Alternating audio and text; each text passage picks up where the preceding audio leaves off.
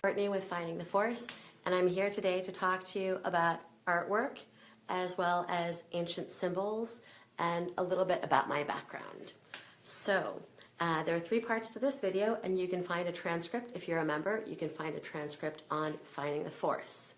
Okay, so a little bit about myself is my background is in culture as well as in politics and studio art.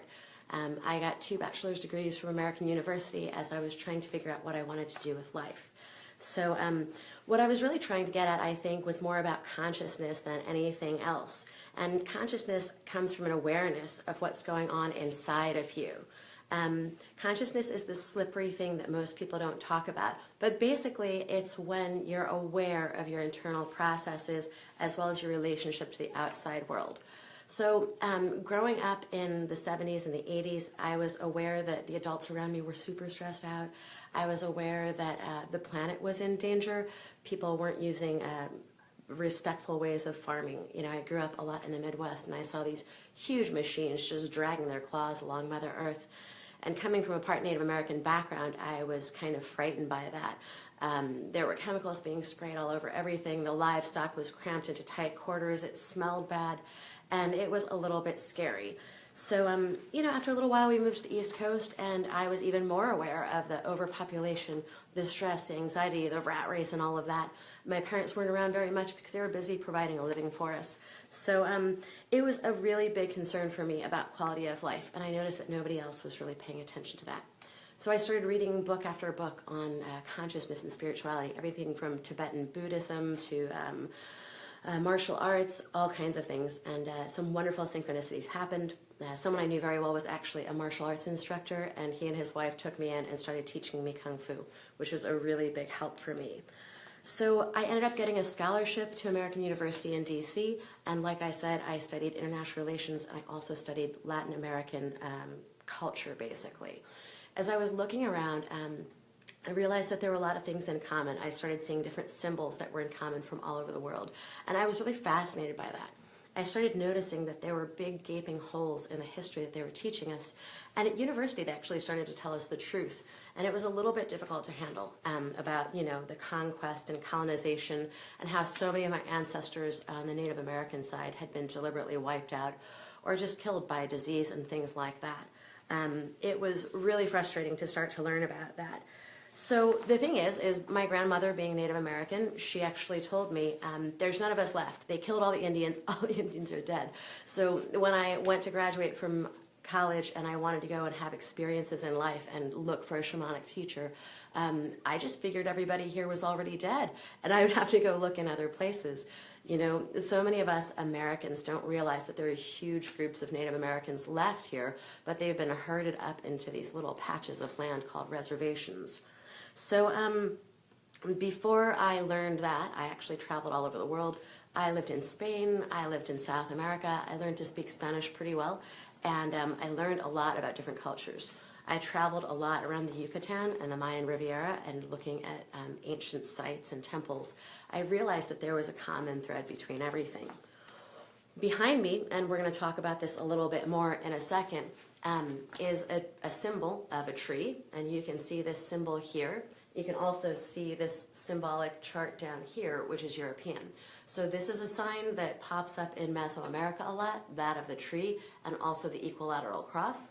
And then this one here is a Hebreo-Egyptian version of cosmology and consciousness. So I wanted to point out that these 2 symbols really have a lot in common, and that's because they're tapping into that which is.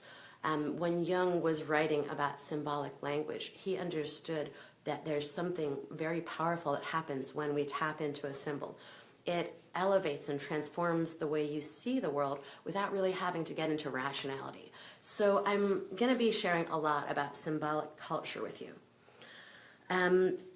What I was really lacking at that point in my development was a teacher.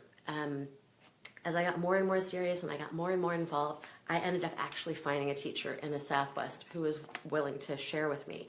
He made me really go through a lot before he accepted me as a student. So I had to know, earth honoring traditions. I had to know how to farm. I had to know how to prepare tinctures and salves and, work with plants and also work with the elements. I went to NAC ceremonies. I went to sweat lodges. I ran and camped and went on retreats and did all kinds of things like that, as well as doing yoga daily. So there was a long preparation before I was really ready to study. But in fact, I did. And I got really lucky. My teacher was someone who was very international, so he was able to take me to these different councils and get me into the inside. And I sat with tribal elders and chiefs and shamans from around the world. And I noticed that we had a lot in common. It was really amazing. Everybody was finding the forest, basically. And everybody has a different cultural perspective on how they do that. A lot of their cultural perspective is based on their agriculture, which is based on their environment. So, you know, in places where you're in high elevation, like the Southwest, we have specialized corn that doesn't need as much water. We learned how to eat cactus fruit and to mash up beans that are really tough. We learned how to do all kinds of things. And then our culture evolved around dances to honor those special times of years when we would plant and we would harvest. We would pray for rain, we would pray for health, and those were those dances. A lot of the dances all over the place are the same. It's really amazing, the commonalities. So what a lot of people are doing with these ancient cultures is, like I call it, finding the force. Well, what's the force? That's the slippery part. So the force is essentially the consciousness that connects us with the rest of the universe. I know that sounds a little bit overwhelming, but you know, there was a book written by Lynn McTaggart called The Field, and it's a wonderful book if you want to read more about this stuff. It talks about the all-pervasive consciousness, or light, that's the basic building block of the universe. And as many people know now, light carries information, it carries consciousness. So it's not just light coming through the window, it's a quality of light with information in it. So when you're finding the force, you're connecting to each other, you're quieting your mind, you've already developed your physical vehicle, right? And with all that discipline that I was talking about, the yoga, the martial arts, the nutrition, the connecting the earth, you got your physical vehicle ready, your man part.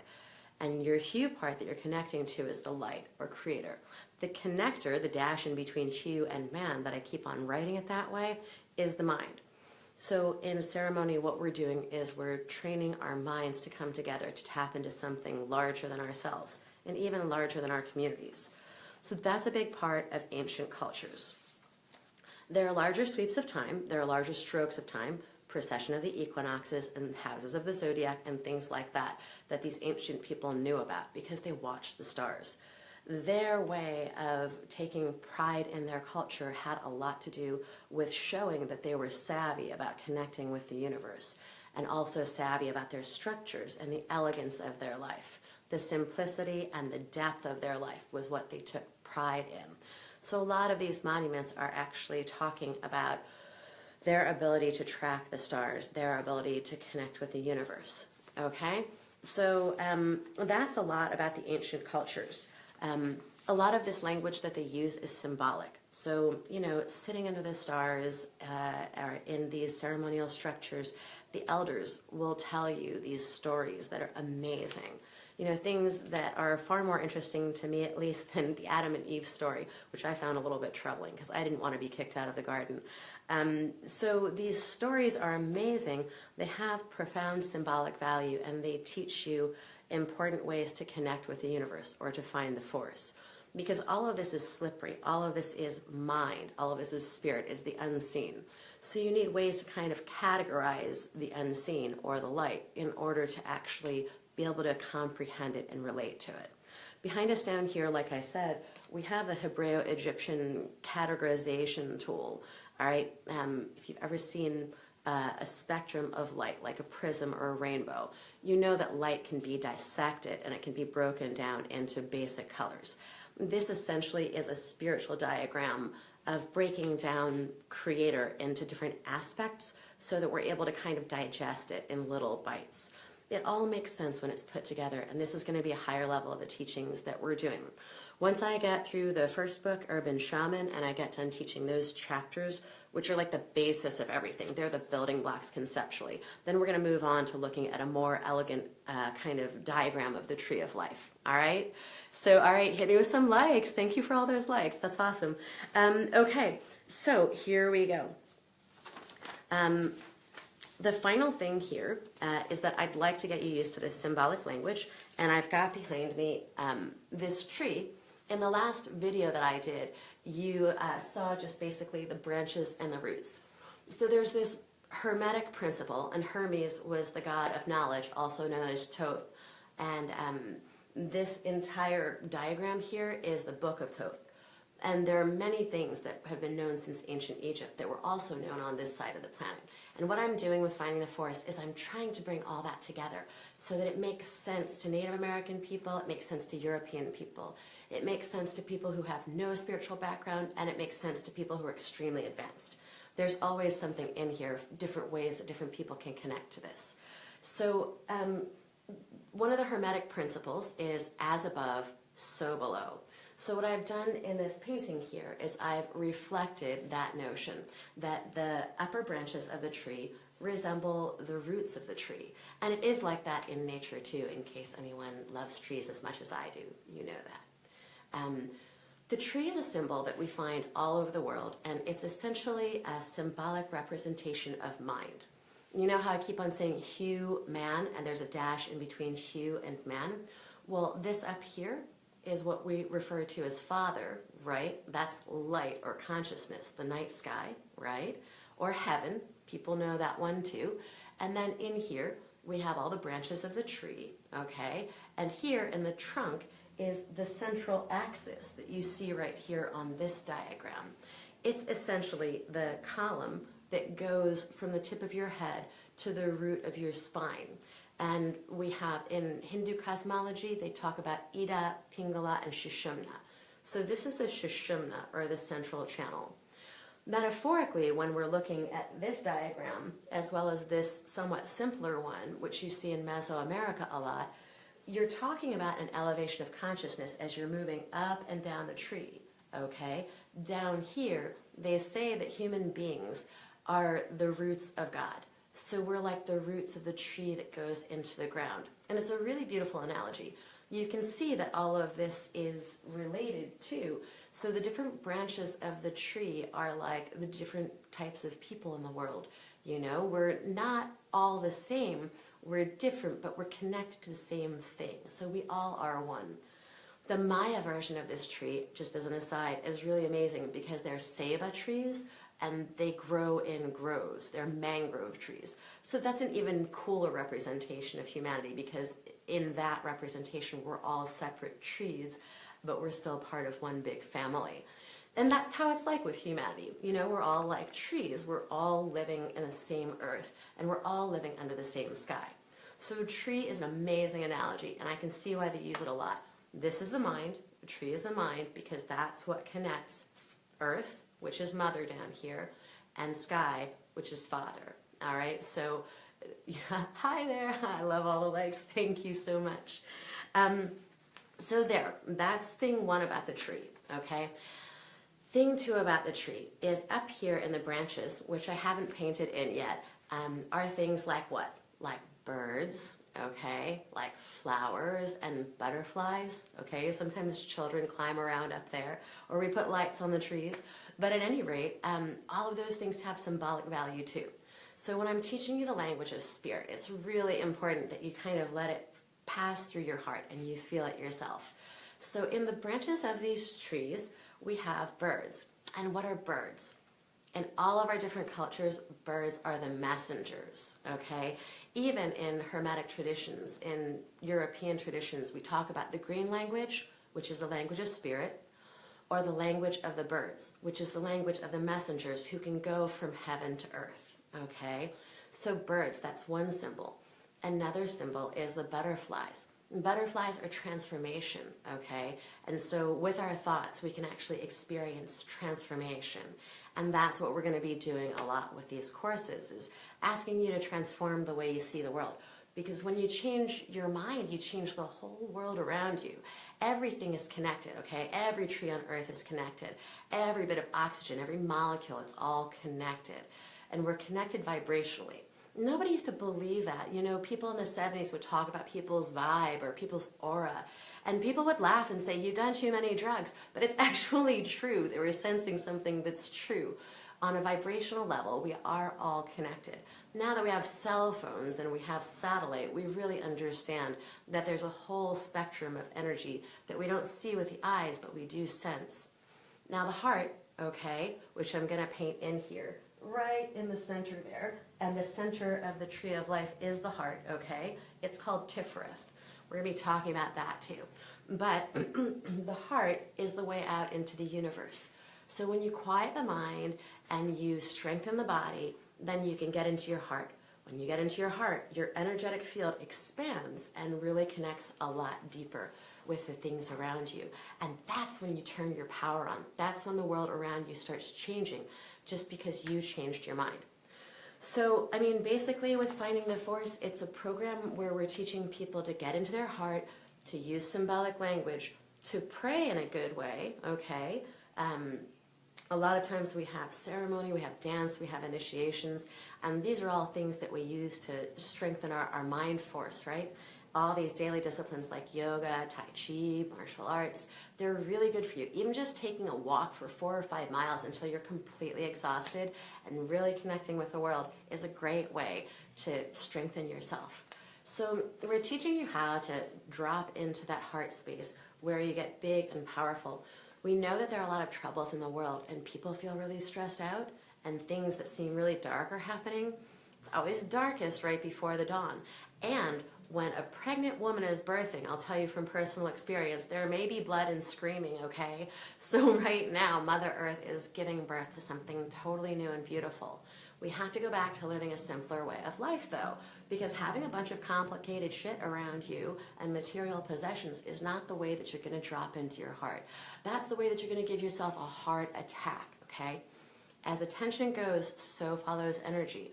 So what we really need to do is begin to focus on beautiful things and begin to focus on loving things, on community, and on simplicity.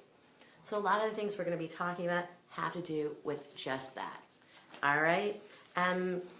One last symbol that I'd really like to talk about is this symbol that you see down here, okay? We constantly use this symbol right down here, which is a cross, okay? It's an equilateral cross. And across the world and across time, that symbol has always represented this planet and Mother Earth and life. The reason why is because there are 4 elements, all right? And that medicine wheel, or that equilateral cross, actually represents earth, air, fire, and water. If you're a member of Finding the Force, you can just go onto the Facebook page and you can see this whole document there. And there's a diagram. A lot of you are familiar with the medicine wheel, and I can tell you in different places there are different symbolic meanings for the different directions. For me, the sun rises in the east, that's fire. You know, we do our work in the south, which is the earth. There you go, south is earth. West is emotions, that's where the big water is in the Pacific. So the big drink is water and the sun goes down there. In the north, it's air, because that's the place where the wind comes from. So east is adolescence and birth, south is adulthood more, west is full maturity, north is death, transformation, or extreme elderhood. So we go through the seasons like this too. East is spring, south is summer, west is fall, north is winter. This is just one system, and I, humbly give respect to all the other systems out there and much gratitude.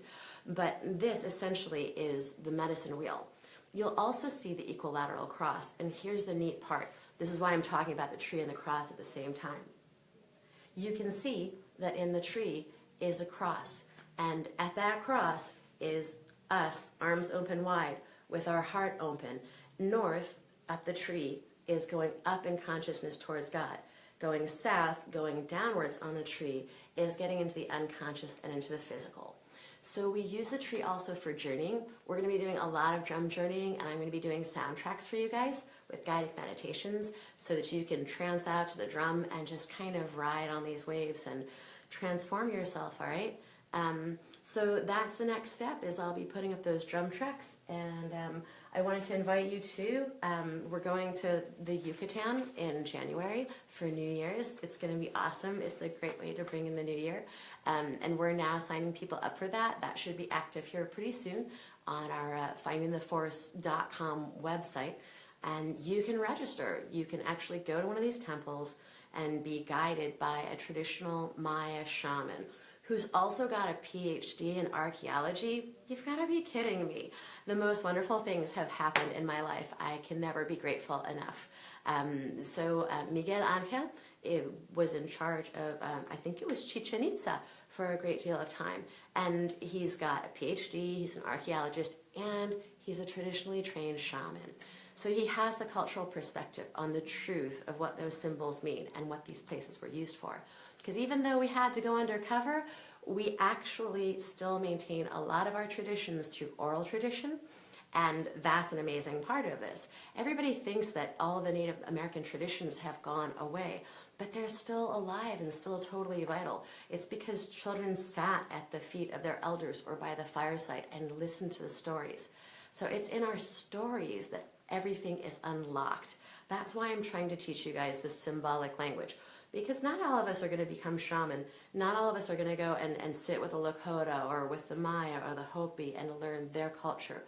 But we can take the basics of the cultures from around the world and actually apply them in a very similar way and use these for an expanded consciousness and understanding. So at the end of the day, the words for God are all around the planet. They're the same.